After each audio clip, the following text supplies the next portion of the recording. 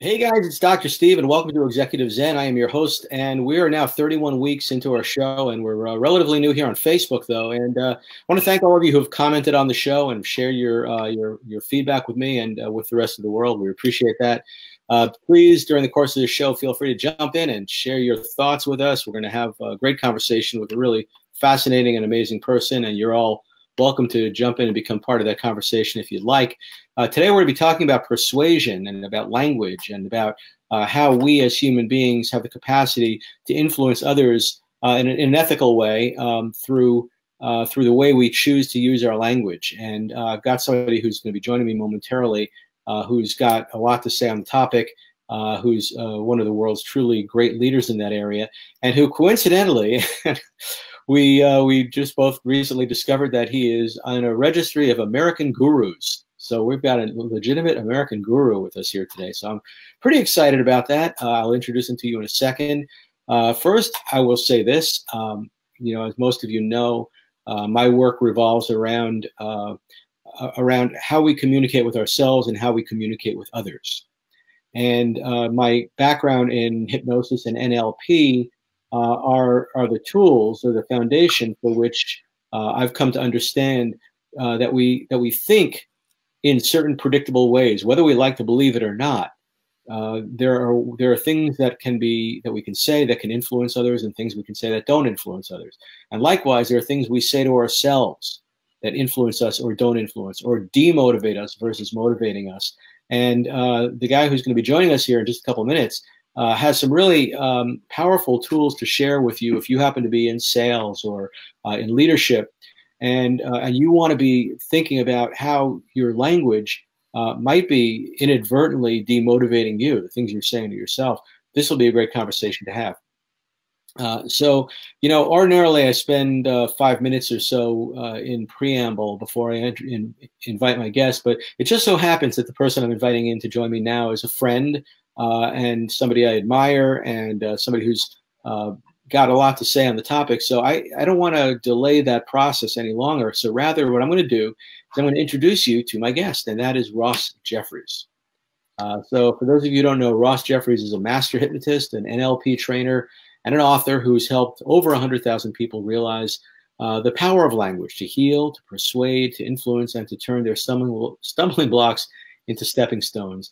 And we're going to be talking a little bit about Ross's new book, which is called Subtle Words That Sell, which is getting rave reviews on Amazon, and we'll definitely be encouraging you to take a look at that book for yourself. So without further ado, let me introduce you to the remarkable Ross Jeffries, and let me bring him up here with you and say hi. And now there's, let's see if how would you take me? Hello. Oh, there you are. Steve, what an honor and a real pleasure and privilege to be speaking with you. You're such a dear friend and a rare treat, because it's not often I meet someone who I can learn from. I am in a position to be the teacher, so to meet someone who's a true friend I can learn from. And I'm going to go off topic and wander here for a second. Wow. It's so cool. I want to say hello to my nephew, Woody. So yeah. Hello, Woody. It's Uncle Ross. This official background here, so everybody can see. There he is. And I want to show you your niece, Miss Tazzleberry. I love it. We have in common, we love animals, and so that's great. Thank you for that wonderful introduction, and I want to say hello to all the people out there who are watching this, whether you listened to me or seen me or read my stuff or read about me before or not. I can promise you a great show. So before we jump into this exploration of just what it is, you can stop and find yourself growing more and more fascinated about what it is you'll be learning today. I just want to say it's my privilege to be sharing that with you and with Dr. Steve. So, I always feel like when we're doing the work we do, we're kind of backstage and on stage at the same time, right? So you're communicating in a particular way, and as a way of helping people, but you're also, what you're communicating about is the way you communicate. So I'm going to invite you to share whatever you want to share about this process. Sure. The first message that I want to communicate with people, to be blatantly transparent, is my mission is not necessarily what I state my mission to be. my stated mission is to help people to use language. And this is my mission, to heal and to persuade and to sell and all of that stuff. And I've done that successfully for 30 years, and I love doing it. But my real hidden agenda is to get people to fall in love with language. I'm madly in love with my kitty cats and with my family, and I'm equally madly in love with language. Do you remember when you were in grade school, English class, and they made you diagram sentences? Sure, yeah. And you hated it? Well, I loved it. I don't want to offend your audience, but let's just say at that young age, I had a physiological response to doing it. I did not want to go to recess or that class to end. I loved it. I would diagram sentences for fun. So from the very beginning, you had that kind of logical, structured way of looking at things. I love language. Did you know, and here's the thing for your audience they may not know, have you ever heard of a grimoire? A grimoire is a book of magical spells from like the 11th, 12th, all the way through the 16th century. It comes from the same Latin root word for grammar. And think of something else, the word spell. We can spell our words, but also spell refers to casting a curse or a blessing on someone. So even in our language, you can see how we recognize the power of language, making it akin to magic. All cultures have some myth about a god or a demigod bringing the gift of language to humans. So there's recognition in myth and legend and in our ancient language about how powerful language is. And I'm in love with it. One of my careers for the past 30 years was, I still dabble in it a little bit, is taking guys who could not get a date to save their lives and teaching them how to shred all that shyness through how they learn to talk to themselves in a different way and to actually speak to women in a way that's really charming. We're talking, nothing against these people, we're talking about IT people and engineers, people who used to think in terms of data points and speak. I told them, look, if you can put it on a chart or a graph or a prospectus or a blueprint, it's really not the kind of conversation that's going to create an emotional and romantic connection. So I actually teach them to change their language. And I've seen this power also with my clients I've done healing and change work with, and it's just miraculous. I'm in love with it. The last thing I want to be doing, the last hour of the last day on this earth, I want to be teaching, and I want a 25-year-old smoking hot Swedish girl who's in love with me sitting on my lap. Those are the two things that I want. Probably both very doable for you. So yeah. Well, I don't know about 25, but I plan to live to 90 in a healthy way. I don't know what'll happen at 90, but we'll figure it out. So this is fascinating because most people think that if you're shy, if you're inept with the opposite sex, that it's a very deep self-esteem issue. And what I hear you suggesting is that just how you talk to yourself and others can have an impact on your outcome. Yeah, let me tackle that a different way. I don't think there is such a thing as self-esteem. Self-esteem, as we know in NLP, is an example of a nominalization. A nominalization occurs when we take a verb, an activity, and we freeze it and turn it into a noun. There's no substance in your body called self-esteem. I used to say this in my seminars for guys who wants more confidence with women, and every hand would go up. And then I would say to them, okay, I have a jug of confidence fluid up in my hotel room. It's $500 a gallon. I'm going to drill a hole in the top of your head and pour a gallon in. Who's in? And no hands went up. So confidence and self-esteem, they're not things. They're activities and processes, and also an interplay of skills, including having a great learning strategy, being capable of doing the activity of effectively learning, the ability to tolerate ambiguity and uncertainty. If we wait to be certain, if we wait to be confident before we take action, then we know very little is going to happen. You know this from our mutual great teacher, Shinzen Young, the ability to have equanimity with uncomfortable emotions. And especially, Shinzen pointed out something. He said the number one problem, and I'm going to paraphrase him, humans hate confusion in the mind. Confusion in the mind is discomfort in the body, but confusion in the mind is the very antithesis of the adult ego processes. We want certainty. So the ability to relate to uncertainty by the way we language it. I have one of the, I don't do too many morning affirmations. I really only do one. Okay. And it's this. Uncertainty and confusion are my gateways to my clarity, my focus, my purpose, and my vision.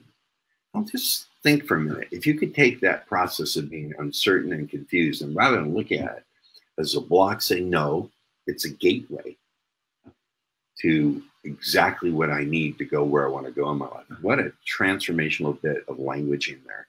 Just that one little piece. And I also teach people 3 words. So I want to share that 3-word phrase with your audience, if I may. If you put this in front of virtually any limiting statement, you open up, listen to me really carefully, Steve, because you and I, neither of us are airy-fairy, woo-woo. Your life's going to change and you're going to manifest. I want to strangle people who use that word manifest. I want to hang them upside down by their ankles. And then, no, I don't want to tell, but you know what I'm talking about? Sloppy, slovenly language offends me.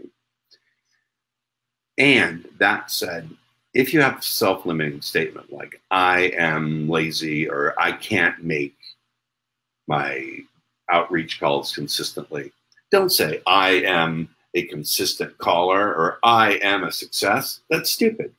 Because your unconscious mind, as you know, Steve, in a contest, I'm speaking to you as a hypnotist.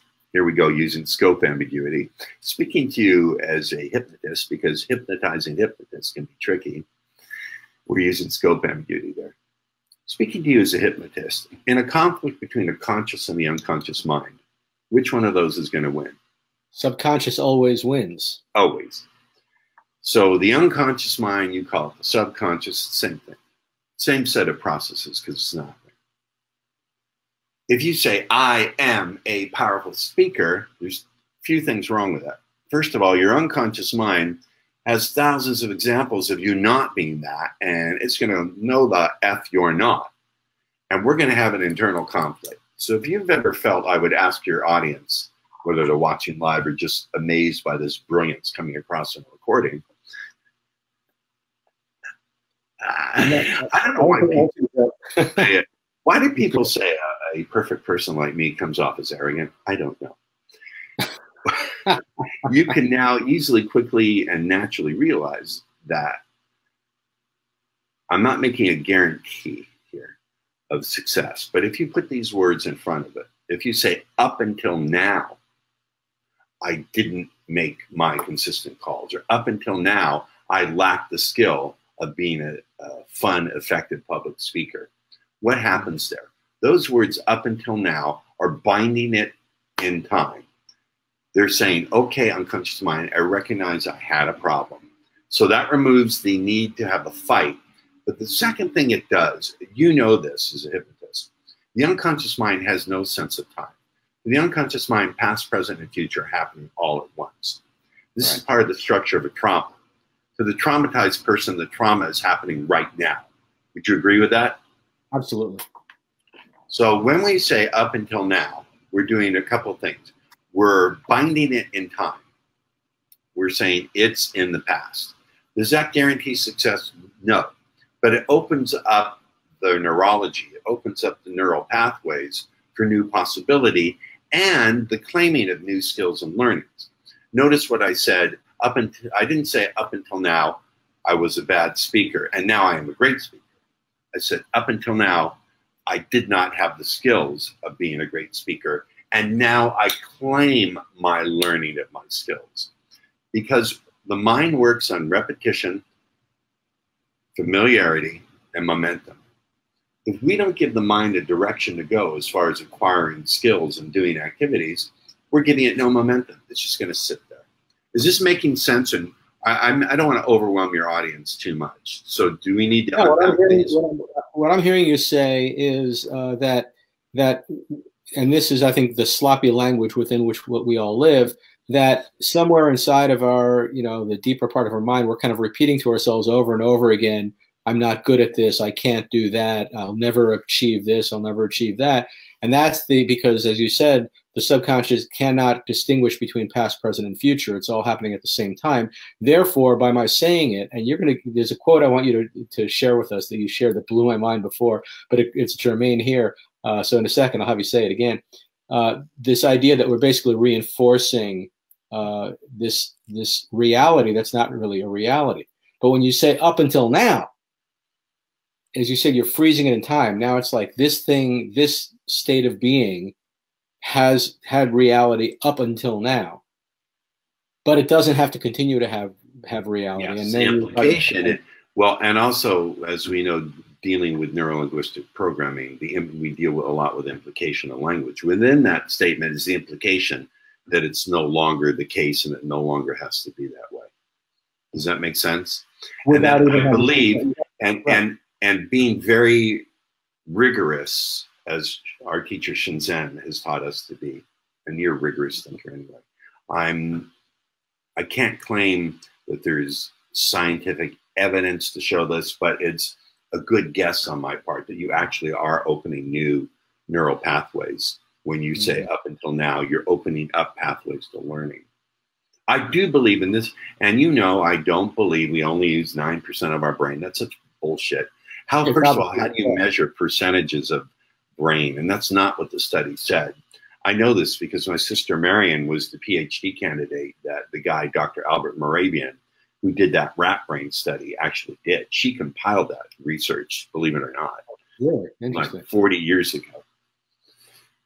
Gives you some hint how old I am. Anyway, I do think the following is true. I think biologically and scientifically it's true. I think we have tens of millions of neurons, and that means there's too big a number for me to calculate, certainly. There may be mathematicians out there of possible neural pathways to generate new ways of thinking and new behaviors. I think that's a scientific explanation for the power of the unconscious mind to do things. Okay, I'm gonna ask you to fill in the quote. Do you know the quote I'm talking about? No, give me your first few words. Okay, you said that it was something to the effect that the subconscious mind can't distinguish between past, present, and future. Well, not that, but the thing about when we repeat things to ourselves, we think we're just stating the truth, when in fact we're actually reinforcing. Oh yeah. So what I'm talking about is when you dwell on a mistake. I think you're talking about. Okay. When you dwell on the mistake, the unconscious mind can't tell the difference between what you dwell on and what you're rehearsing and programming it back in to do. So when you dwell on a mistake, you're not doing it because you're a self-sabotager, or again, you had some trauma in your history, or your mom called you stupid, or you have low self-worth, or any of that BS. You're doing it, the intent of the behavior is to learn. And when you dwell on a mistake, I would ask your audience, how many times have you had a screw up in your life and you dwelt on it over and over and thought, why did I do that? What's wrong with me? And all you did was look at that error over and over and over and over and over and over again. Inadvertently, without meaning to, you're just programming it right back in. Not because you're a bad person, but you have a crappy learning strategy. You don't have a good strategy for learning. So it's no wonder if you repeat something and program it back into your mind through doing that process, it's no wonder that when you go out into the world, you're going to do the same ineffective behavior or have the same ineffective response. It's no mystery to it. You simply programmed it back in. Does that make sense?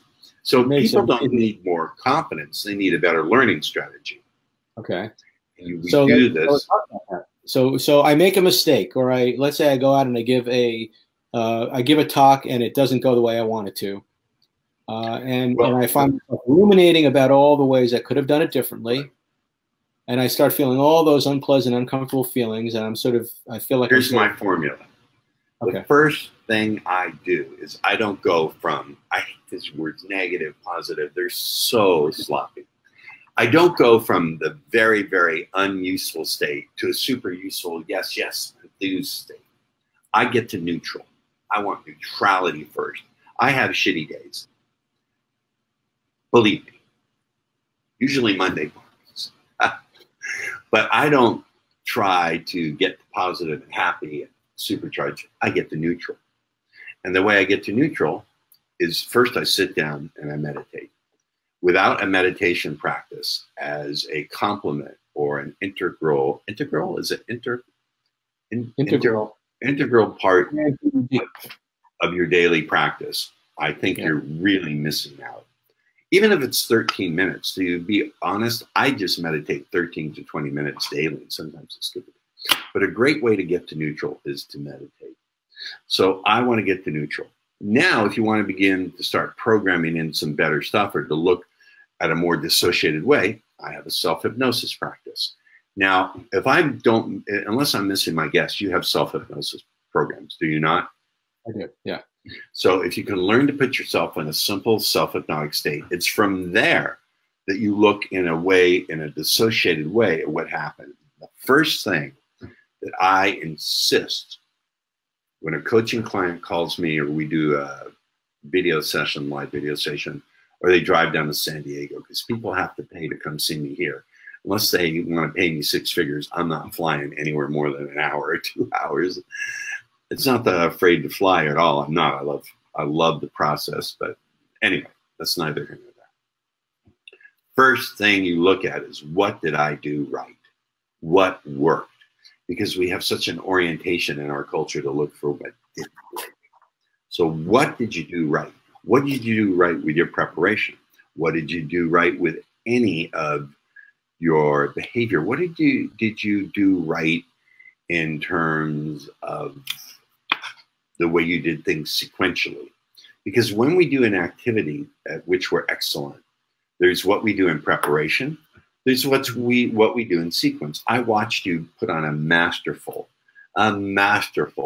hypnosis show. It was so great. I have some video I want to share with you, particularly that girl Holly, who, so for those of you who don't know, I had the honor and the privilege and the hilariously great pleasure of sharing a stage with Steve. And Steve did a stage hypnosis show. And at one point, I noticed one of the girls in the audience was just out. And I was like doing this, get her. And will you agree, she was a great subject. She was remarkable. She really made the show. She made the show. And when you do something excellent, Steve, you have a sequence.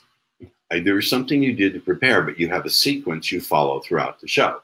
So when we do something excellent, we want to look at what was the sequence. There's things you do at the beginning, the middle, and the end, and then you probably do a little review after the end. I don't know. At this point, you're so masterful, you don't need to do that.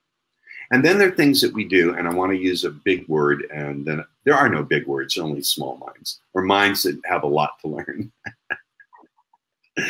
Someone accused me when I was in grade school, in junior high. They said, "Why do you use big words?" I said, "There are no big words. They're only little minds." And I got the shit kicked out of me on the playground after that. I have to say that being the turd in the punch bowl can be fun, but it can lead to having an isolated life and a few black eyes, both metaphorically and literally. So, but we need the curmudgeon. We need the person who's willing to speak out. I'm not old enough to be a curmudgeon, sir. You can tell that by the women I date. Curmudgeonism can start much earlier. I think curmudgeonism has a bad name. It's okay. The only people, I hate people who hate curmudgeons because I'm nice. It's a great word. I don't know if I did. Where was I? Oh, so and once you look at what you've done right, you ask yourself, where could I improve? Where's there room for improvement? And again, it's just something I could have improved in my preparation, in what I did sequentially. And then I want to say there's also, how could you improve in your analogs? May I do that? So as someone who does NLP, do you want to explain the difference between something that's analog and something that's digital? Or do you want me to explain it? Go ahead. Okay. So analog are any of the things that vary along a range. You've all had the experience in the audience of having a light that had a dimmer switch. It wasn't on or off. You can make the lights brighter or the lights lower. And then there are the switches. It's either on or off. So in our behavior and the way in which we express, there are analogs. An analog would be volume. I could be loud, or I could be progressively quieter. It could be tone. I have a tone of voice that's very deep and resonant, but I could talk up here or through my nose, or like very wide down here. So could be something analog. Analog would also include your gestures and your posture, because those vary along a range. So you look and say, what could I have done better digitally in terms of the actual words I say? What were the words I said that could have been shifted or changed, et cetera, et cetera. Excuse me. There are a lot of different categories here that we could talk about, but I'm just giving you an overview, a brief overview. My major point is we need a good learning strategy. Many people who think they have a confidence issue do not. They don't easily, powerfully recognize, realize, aware. Let me stop you for a moment. We're getting some kind of weird static, and I don't know if it's your headset or it's probably. How about now? Yeah, that's better. Go on. How exciting you can have throughout your day, and how powerfully can you stop and imagine, wow, I want to keep learning with Ross and Dr. Steve because they offer so much value. And what action can you now find yourself taking as a result of your conclusion that that's true? Did you notice me using any language patterns there, Steve? Oh, no, not at all. I'm sorry. I think it gets in the way that I'm so smug about what I do, but I am actually humbled by teaching these tools because I see how it changes lives. So do you want to go back and sort of, do you want to give a blow-by-blow of what just happened? No. We can talk about some of it. So I said, I used what we call presuppositions. I said, as you naturally, easily, and powerfully, these are adverb presuppositions. I didn't say as you become aware. Nothing wrong with that. I said as you naturally, easily, powerfully become aware. That adds, these adverbs add power to that action of becoming aware. And then I use presuppositions of awareness: recognize, realize, notice, become aware. That presupposes that what I say next is going to be true. How easily are you aware that Ross Jeffries is a genius? That presupposes that I am a genius. Does that make sense? Yeah, it's we're taking. And I also used what I call a false profession of ignorance. I said, I'm not sure. I can't tell. Which assumes, again, that the behavior is going to happen. It's just a matter of me not being able to know or being able to tell how or when it's going to happen. That does two things. It removes that idea that I'm a smug know-it-all that's telling them what's going to happen. And more importantly, and you need to listen to this, folks, if you want to be a persuader, it allows them to fill in the blanks and give the illusion that I understand them. It gives the illusion that I'm an expert and an authority on their experience, while at the same time letting them believe that they have full authorship of it, while all the while I'm dancing them on my strings, or blazing a path, if you prefer to think of it that way. So talk about this in the context of sales. Sure. One of the things I would like to get across is most salespeople are too specific right away. Well, let me show you my marketing plan. As you can see, I've sold over 100 homes in your neighborhood over the last 10 years. And I've done it 30% quicker than the other agents from other brokerages. And people are going to go, yeah, right. Now, I'm not saying there's not a time and place to be specific, but first I would be vague. I would say, you know, I don't know just what it is you look for when you stop and find yourself recognizing, wow, this is the agent I want to hire. But as that takes place, as we continue to share together, can I ask just one favor? Will you promise me one thing? Will you promise you'll share the questions that naturally arise when that great decision is going to be made? Now, do you see the artful use of language? So I see presupposition in there again, that you're presupposing that they have made that conclusion that they want to work with you. I did something else. I did something else.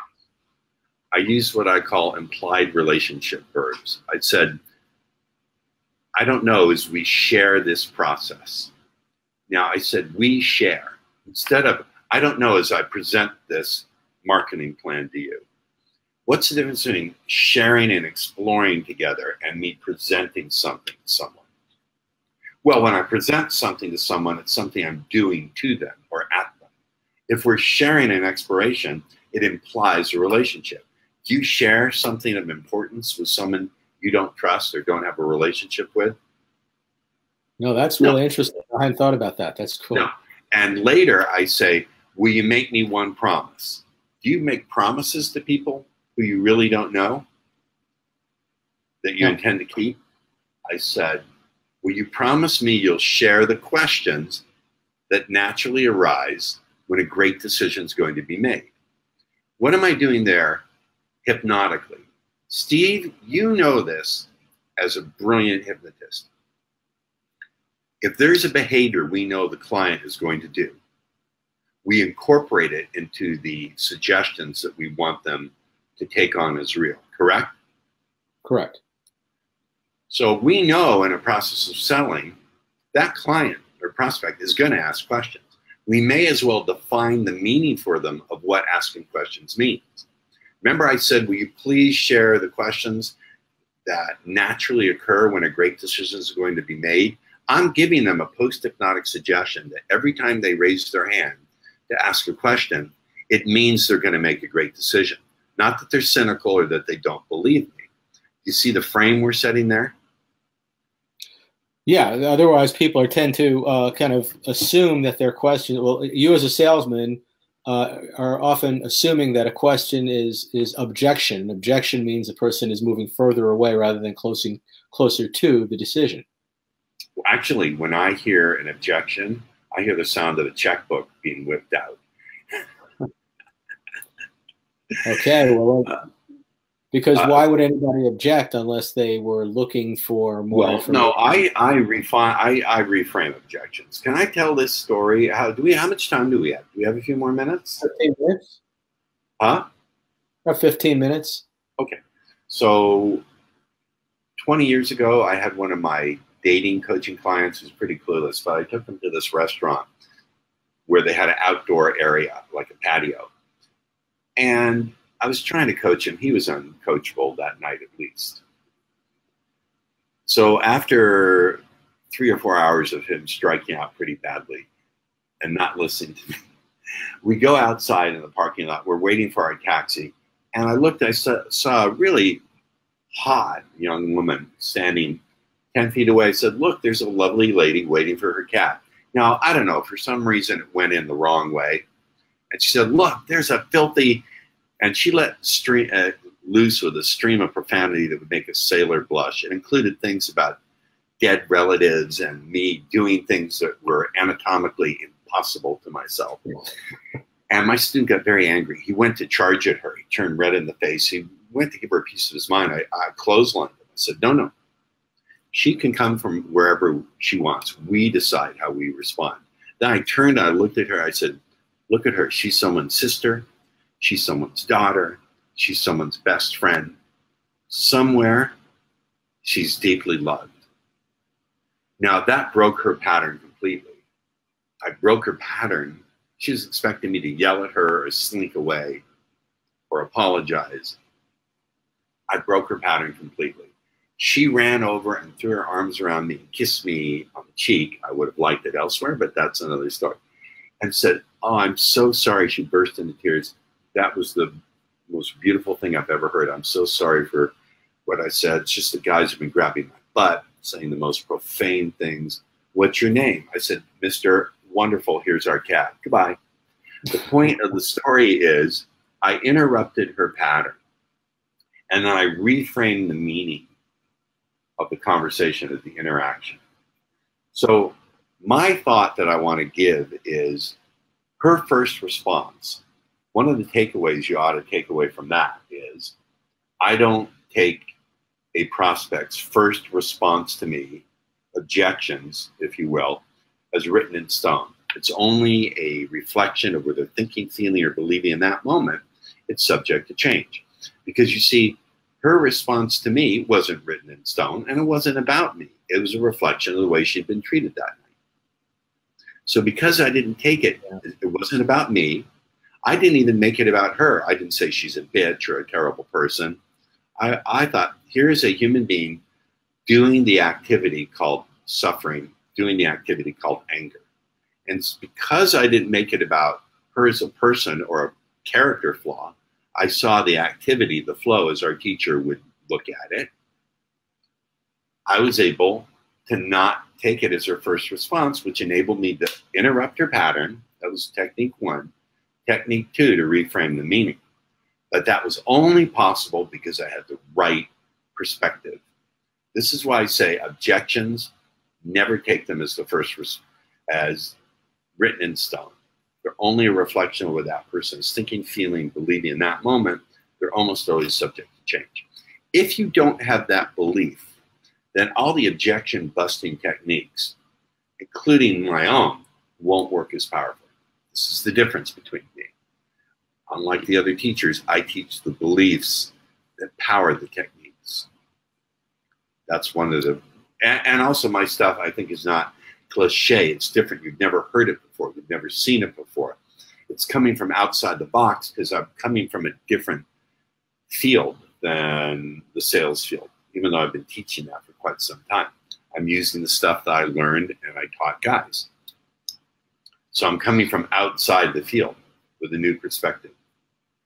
But I really want to, before we even go there, before we even look at some of those strategies or techniques or the beliefs underlying them, this core belief that's underlying it is this isn't about me, right? So the aggression, the pushback, the anger isn't about me. Now, most of us, we live a very different way, right? If somebody throws negativity our way, we instantly justify our becoming negative in response to their negativity, because who the hell do they think they are?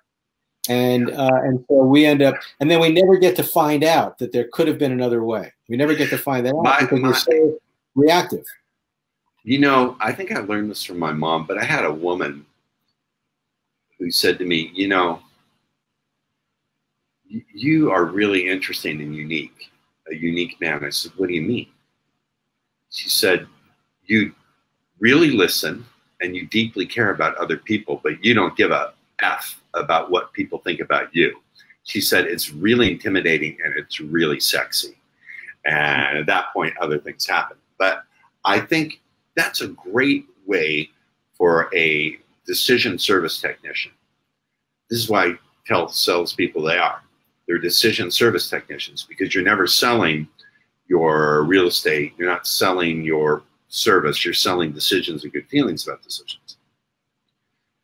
The great attitude for you to adopt as a salesperson or whatever is you listen and you care about the other person, but you don't give an F what they think about you. It's great. I'm not saying you're arrogant. You can be very humble in that not giving an F. It simply means you don't take it personally.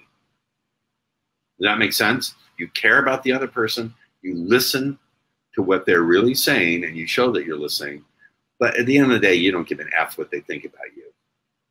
Okay, so maybe because that's a transformative stance that most people have not made, and I don't even know that I've fully made it. I mean, there are times. I mean, I think I'm much less attached to the desire, to the appreciation of others. I mean, I'm okay if people don't like me, but I still get those buttons pushed sometimes, right? Of so course. What and it's, well, you have to look at everything I say in context.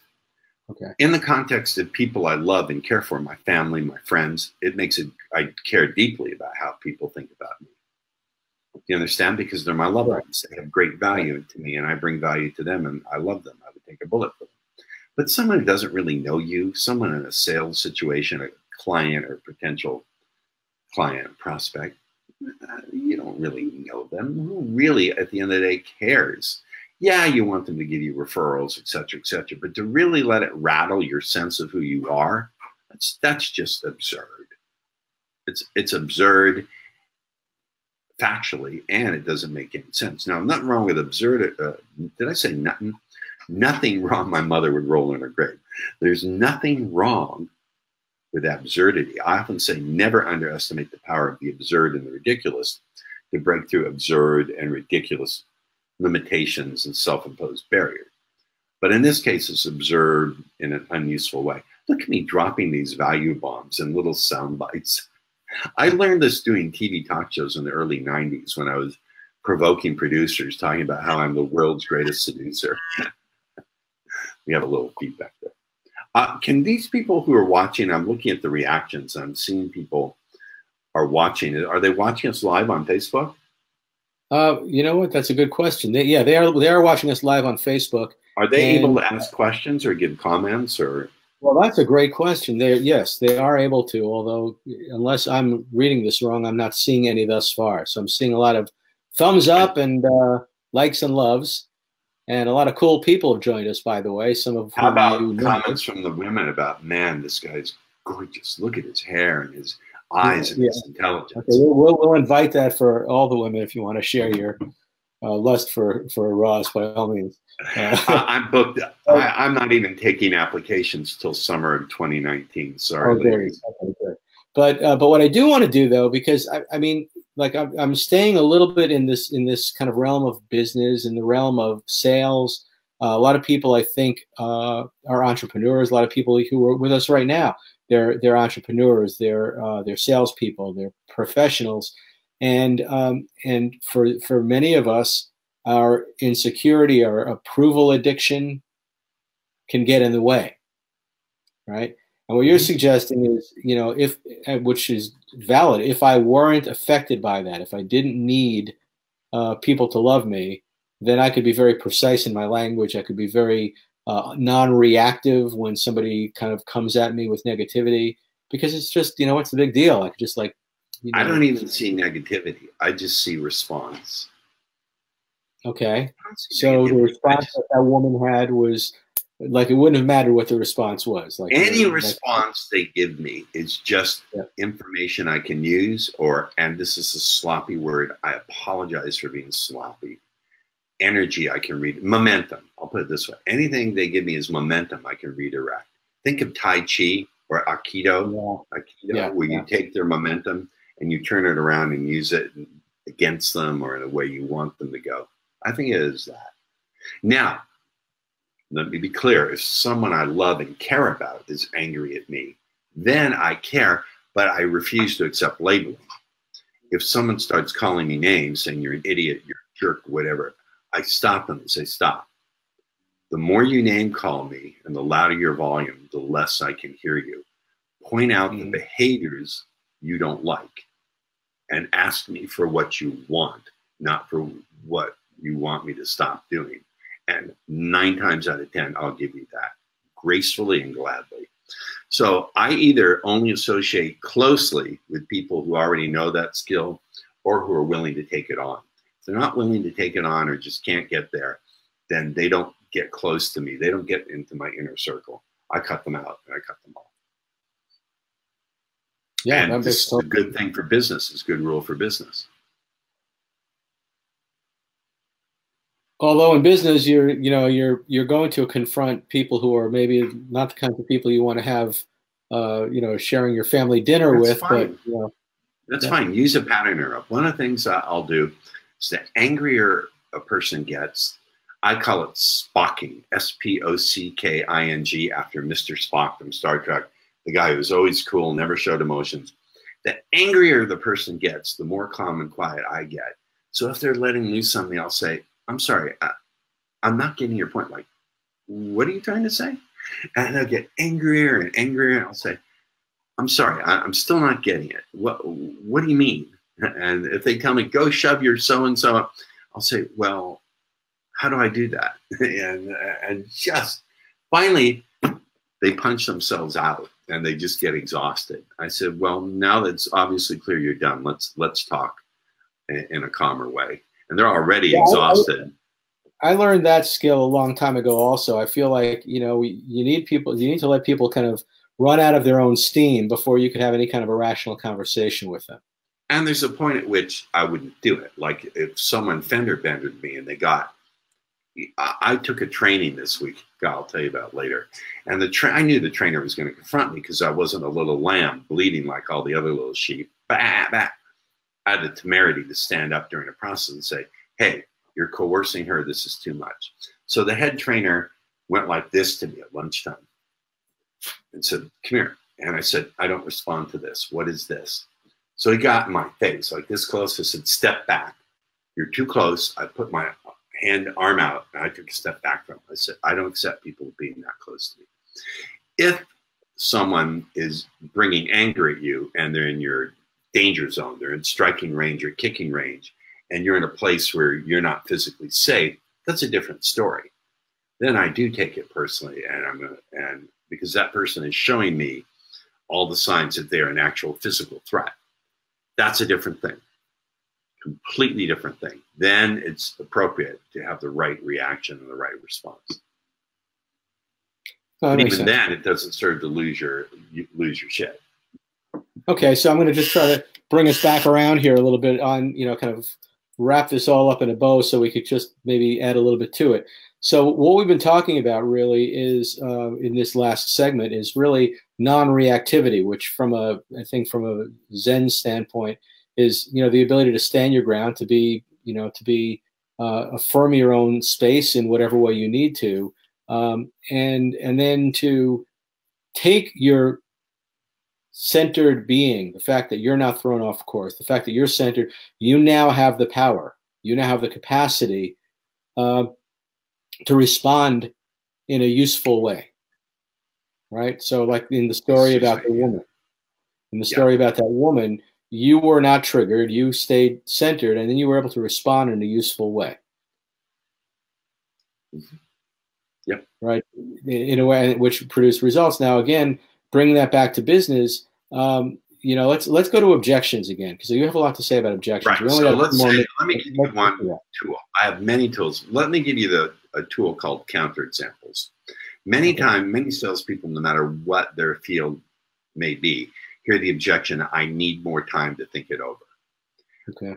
I know they hear that. I can't talk to the people watching, but I know you hear, I need more time to think it over. So my technique I teach many, but one of the ones I enjoy very much, I enjoy all of them, is a counterexample. So the good counterexample is, the bad thing to say is, well, why do you need to think it over? That's just to give them more reasons to think it over. So I say, have you ever taken a long time to think something over and it still turned out to be the wrong decision? Now that's a big pattern interrupt, and it's a universal experience. Who hasn't had that experience? So right then and there, suddenly you're stopping them dead in their tracks. That gives you the opportunity to reframe the meaning. Then I'll say, maybe it's not about time, but about the clarity you need to recognize a great decision is going to be made. So now I've made it about clarity. Yeah. Once I've made it about clarity, I can get the discussion going again and put it out there on the table so I can find out what the real issue is. Does that make sense? Yes. So that's an example of a counterexample. That's just one technique. There are many others. There's an example. As we're starting to roll into our stop time here, what I'd like to do is I'd like you to share a little bit about your new book, because that book is I have a wonderful book called Subtle Words That Sell. I first tried writing something along those lines in 2006, but it didn't really gel for me, and in my mind didn't represent my full excellence. Give it a shot in 2013. 2016, the end of the year, I thought I'll finish this by the end of 2016. And then sure enough, I finished it at the end, actually 2017. It just came out in February of this year, March of this year. You can pick it up on Amazon, and the title, once again, is Subtle, S-U-B-T-L-E, Words That Sell. Go ahead and grab it, and I think you're really going to love it. And it's great, but because it's filled with a lot of these kinds of things, these you know, language patterns and ways of reframing some of the objections you might get, but also I think pieces about how we speak to ourselves. You know, like the up until now. There's a whole section on mindset, and everyone talks about mindset. But listen, I have a unique perspective. I've dealt with guys in my courses, 30, 40, I'm not joking, 50-year-old virgins. If I can change their mindset so they're actually confident, or they have the practice of confidence, if I really want to be rigorous with my language, and they're able to handle no. Because the guy who's 50 years old has never had a date. As he goes out into the world to practice brand new skills, he's going to hear no a lot. To be able to teach them, if I can teach them, I can take any salesperson with even an iota, a little atomic particle of skill, and teach them how to handle hearing no's and turn those no's into yes, please, when? Can we do it right now? And I've seen you share this stuff on stage and like really rock it. There's some really fabulous discussions about this, and well worth spending a little time studying this if you're trying to excel as a salesperson, as a leader, as a parent, because you know, you and I both know sales is not just transaction of money for goods. Sales is persuasion. Sales is how we influence somebody's thought process and somebody's decision making through our language. Yep. So, bravo. I love it. So listen, there are a couple things I want to do as we get ready to wrap up here. One of them is I want to remind my guests that if you would like, if you're interested, you could take advantage of the sample of my book, which is the Buddha in the Trenches. And I've got stevetalman.com/Jenny, Jenny. It's a long story. I'm not going to tell it to you right now, but it'll get you. You can tell me later about that. But go ahead and grab yourself a free copy of the initial couple chapters of the book, and definitely check out Ross's book online. And what we like to do as we come to the end of our show is I've always got a metaphor, a quote, and a challenge. A challenge I usually leave to my guests, so I'm going to probably ask Ross to throw something our way in terms of a challenge. But you know what I was thinking about, Ross, as a metaphor for what we're talking about here? You know the game Tetris? Oh, I remember Tetris. Yeah. And you have these blocks that come down, and then you got to kind of turn them and get them to fit. Of course. I was thinking about how we communicate and how it's kind of like Tetris. It's like, you know, we've got this block of information, this block of influence, but how do we need to spin it in order to get it to fit into a pre-existing, you know, almost like where's the slot that goes into in the listening ear of our clients? So think about that a little bit. Everybody think about this sort of Tetris idea. Is it possible that that same idea can either land or not land depending on, you know, how you move it, how you turn it? What do you think of that? Giving me vertigo. Well, that's my metaphor for us to consider. It's like, as you're communicating with people, think about what you need to do to spin, turn that message in a way that actually fits into a place where it might be received. Saying, where is it going to dock? Where's it going to fit in? And my quote for the day is from Aesop, from Aesop's Fables. He said, "Persuasion is often more effectual than force." I would disagree. Always. I would say persuasion is always more effectual than force. And with that, Ross, if you would, I'd love to have you wrap up by sharing a challenge to our guests. What can they give a shot? Here's the challenge. I would challenge you all to monitor your language. And when you find a self-limiting statement coming up, stick the words "up until now" in front of it and just note the difference it makes in the felt sense in your body and the sense in your mind that you can open to new possibilities. Beautiful. Beautiful. I appreciate that. Well, it's been great talking to you, Ross. I appreciate your time. Ladies and gentlemen, I'm Dr. Steve Talman. Have a great week, and remember to lead consciously and profit responsibly. Take care.